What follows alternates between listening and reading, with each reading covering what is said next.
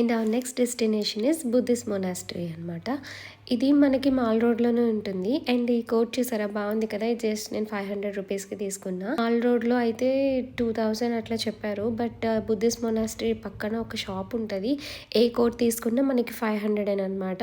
Quality కూడా చాలా బాగా అనిపించింది. ఆ ప్రైస్కి నాకు చాలా బరువుగా ఉంది. వింటర్స్కి అయితే పర్ఫెక్ట్గా సరిపోతుంది.